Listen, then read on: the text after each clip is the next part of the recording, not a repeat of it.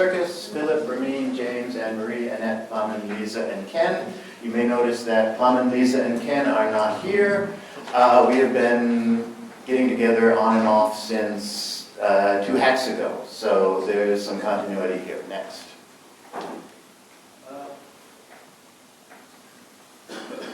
You can slide.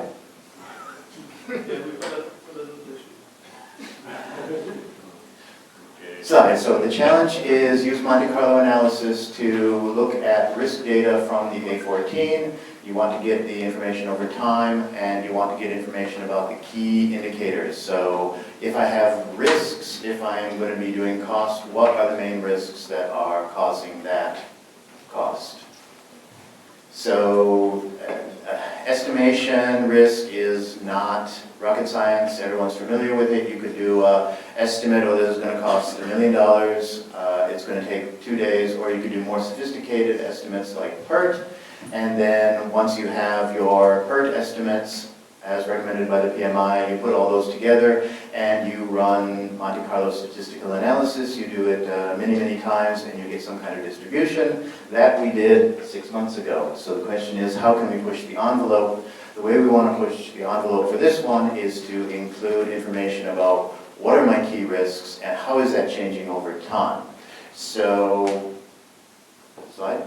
This is the current state of what is done on the A14. You get your risk data from Exactium, you export it into Excel, you've got a Monte Carlo plugin, you get some heat maps and cool stuff, and you can make user decisions on that.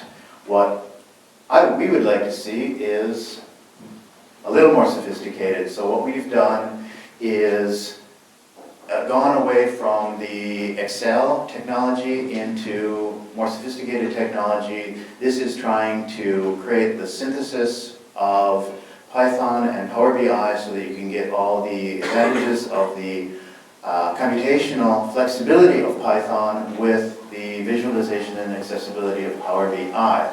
So we take the raw data, which is put into a risk register, which could be Salesforce Exactium. We add other information to it. We use Python to normalize and sanitize the data. Then you can do your filters, get them into Power BI, use Python again to do the actual Monte Carlo analysis, and that creates all your information, including information about what are the key thresholds that you have. I have a 95% confidence that I'm going to spend less than £5 million, whatever it is. And then you can get better user decisions. Slide? No, we got one more slide. So what are the advantages? You can do better prediction over time. If we had more time to do this, we would do more looking at machine learning to get the prediction over time, which we only just began with. But what we did do is. Right. So in 2 minutes I'll try and demonstrate exactly what we did. So for the purpose of this demonstration, which is all flipped out. So for the purpose of this demonstration, we used source files being extracts from the risk register on a CSV, but in a real-world application we would connect directly into Salesforce via the Power BI connector, which would then pull through the risk register as it's been recorded. And this report here allows us to interrogate the open risks at any point in time, filtering by specific section, and we can filter on dates of when the risk is expected to start and end, so we can see what risks are going to potentially realise in the next quarter. And it will give you a likelihood for each of the risks. And then within the Power BI query, we have Python script that is running, in this instance, 1,000 Monte Carlo simulations to produce this distribution. And here we can filter. We can see that the likelihood of it costing 11.5 million or generating 5.8 million of benefit is 100%. So if we were to filter this, we could change the outcome ranges and it would recalculate the likelihood of having to spend up to 11.5 million, and identifies here the key risks that have been which have occurred during each simulation, and the key opportunities. And that's about 5 minutes. Thank you very much. So just out of interest then, so this runs in Power BI? You can pull from Salesforce and it lands, Yeah. Power BI does everything? We would directly connect to Salesforce, which I do on a daily basis, pull through the risk register, and then we've integrated the script, the Python script, into the transformation query.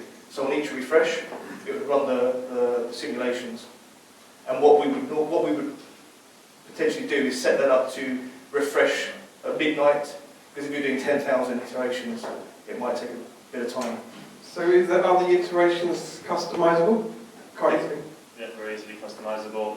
It takes about 2 minutes to generate that, so we don't want to waste 2 minutes waiting for that to come up, but it runs. So 2 minutes for a bit more if you want, yeah, or less if you want. Cool. Cool. And what we did is we published this to the web service and onto our mobile phone, so you could have project managers out in the field on different sections of the road that would have, only visibility of their own section and the open risks that, they might be responsible for. Cool. How much? We'll talk after. Where are you taking this next? So, for me, the value is here. The more data you have, the more you're going to be able to say about what's going to happen.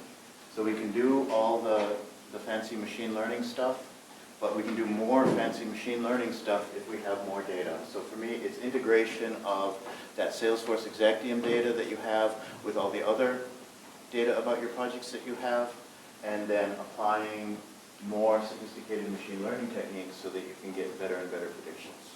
And that includes all the fantastic visualization and integration possibilities that Power BI has. I think there's something in it about the risk register, right? Is that we've delivered loads and loads of roads over the years, so we know instinctively what the risks are.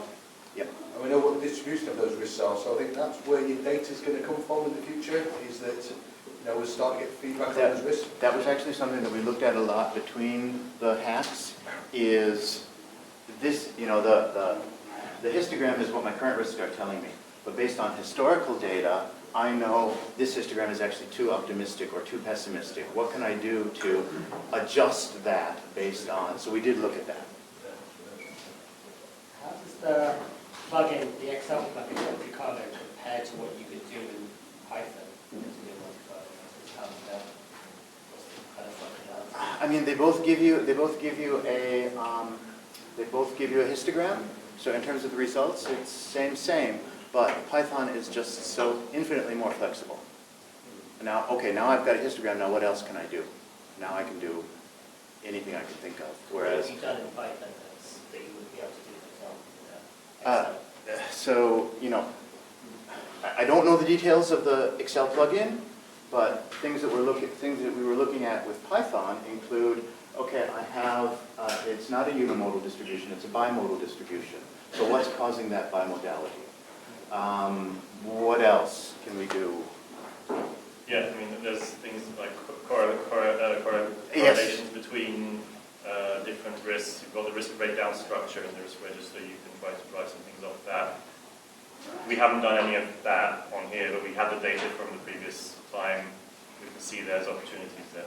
And one of the next developments from the Power BI perspective, I listed out the risks and opportunities that were occurring on each simulation. And once we have all of the data being pulled in, all of the risks contributing, we could run the Power BI key influences algorithm, which is where we want to go next, which is something you can do in the Excel add-in.